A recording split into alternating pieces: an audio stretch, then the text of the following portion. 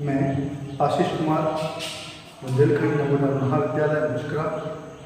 आज मैं आपको हिस्ट्री BA फर्स्ट सेमेस्टर को समझाऊंगा।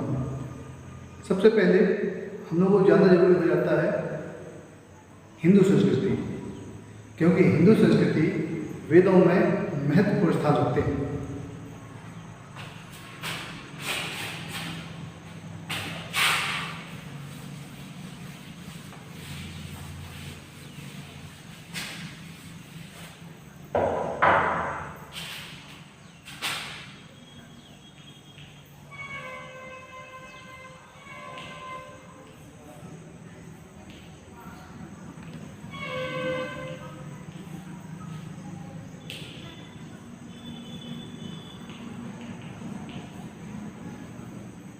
अपना टॉपिक है हिंदू संस्कृति।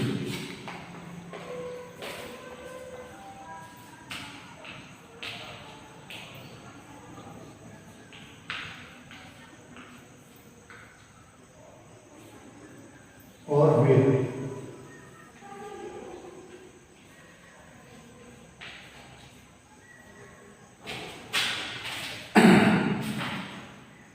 वेद हिंदू संस्कृति का मूल आधार है। हिंदू संस्कृति का मूल आधार वेद है।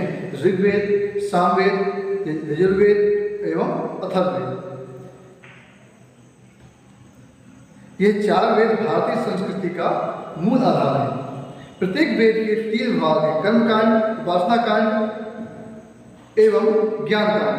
प्राचीन हिंदुओं में रीति रिवाज के पीछे यही आधार है। जैसे लिया जाए कर्मकांड। कर्मकांड मतलब क्या है? कर्मकांड यह विधि विधान वाला विभाग है। कर्मकांड विभाग के तहत मानव अपने चित्त को शुद्ध करता है, मतलब अपने जीवन को शुद्ध करने पर विचार करता है। अगला है उपासना कांड। उपासना कांड क्या है? उपासना कांड इसमें भगवान की उपासना एवं ध्यान के बारे में बताया जाता है कि किस तरीके से पूजा में अपना कार्य करना चाहिए, किस धर्म को अपनाना चाहिए, धर्म को किस तरह से अपनाना चाहिए। उपासना कांड के तहत मानव अपने मन को नियंत्रित करता है, अपने मन को विकास करता है और उसको विशेष महत्व देता है। अगला जाता है ज्ञान कांड। इसमें सर्वश्रेष्ठ ज्ञान प्रकट किया जाता है। ज्ञान कांड के तहत मनुष्य को अपने सच्चे स्वरूप का ज्ञान होता है। वेद एवं वैदिक ऋषि हमें समझाते हैं कि हम तुम्हें नहीं बांध रहे, क्योंकि तुम तो पहले से ही अपनी व्यक्ति को रुचि, अरुचि, इच्छा, अनिच्छा, क्रोध, तृष्णा, अभिमान इत्यादि से बंधे हुए हो, कि आपको कोई बांध नहीं रहा है, आप स्वयं ही बंधे हुए हो। जैसे तृष्णा, आपको तृष्णा इतनी है कि आपको वैसे ही बंधे हुए हो। वास्तव में हम तो तुम्हें इतने सारे बंधनों से आजाद करना चाहते हैं।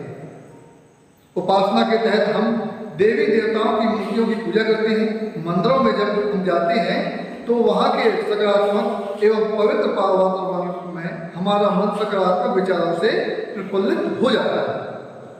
मंदिर में स्थित ईश्वर की मूर्ति को हम आंखों से बसा कर ले जाते हैं। अब यदि मंदिर न जाते तो मंदिर में स्थित ईश्वर की मूर्ति को हम आंखों में बसाकर कैसे रख सकते थे? मंदिर की मूर्ति का ध्यान कर अपने मन को एकाग्र कर सकते हैं। इसकी चित्त शुद्ध होता है, हमें ऊर्जा प्राप्त होती है।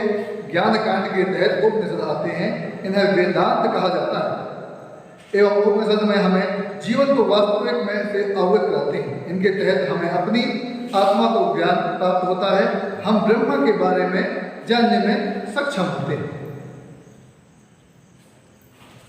जैसे कहा जाए ईश्वर पूजा के समय अर्पण विधान क्या होता है? जब हम ईश्वर की पूजा करते हैं तो अर्पण का विधान किस प्रकार से होता है? हम लोगों को शायद कुछ लोगों को ये जानकारी हो पाती है। तुलसी के विष्णु प्रिया कहा जाता है। तुलसी जो हमारा एक पौधा लगा होता है घर में, जो शुद्ध करता है, उसको विष्णु प्रिया कहा जाता है। वह उन्हें विशेष प्रिय है, इसलिए विष्णु भगवान के प्रसाद में तुलसी की उपस्थिति अनिवार्य की गई है। आयुष वृद्धि एवं आरोग्य के निमित्त मंत्र का उद्देश्य शिव भगवान की उपासना की जाती है। आयुष्य एवं आरोग्यवर्धक विल्व पत्र के 3 पत्ती वाला 3 पत्र वाला है, जिसे हम अपनी भाषा में या कहा जाए बुंदेलखंडी भाषा में उसे बेलपत्र भी कहते हैं। अतः शिव जी की पूजा समय उन्हें विल्व पत्र दिए जाते हैं, जिसको हम बेलपत्र कहते हैं। उसको हम अगर कहा जाए तो विल्व पत्र भी बोलते हैं। गणेश मांगलिक देवता हैं, प्रथम पूजनीय हैं एवं उन्हें मोदक एवं दूर भी अर्पित की जाती है। दूर व हरियाली एवं वंश वृद्धि का अनुपम उदाहरण है, इसलिए गणेश जी की प्रिय दूबा, जिसको हम दूबा बोलते हैं, को आवश्यक विशेष फलदायी माना जाता है। दुर्गा रजोगुणी है, लाल रंग का आसन, लाल चंदन, वृक्षा, नारियल, लाल पुष्प उन्हें विशेष प्रिय है। अब हम समझेंगे कि शंख की ध्वनि से हमें और क्या फायदे मिलते हैं। आरती के पश्चात एक एवं धार्मिक अनुष्ठान के समय शंख फूंकते हैं। इसका विशिष्ट महत्व है एवं इसके अनेक लाभ हैं। अथर्ववेद कहा कहते हैं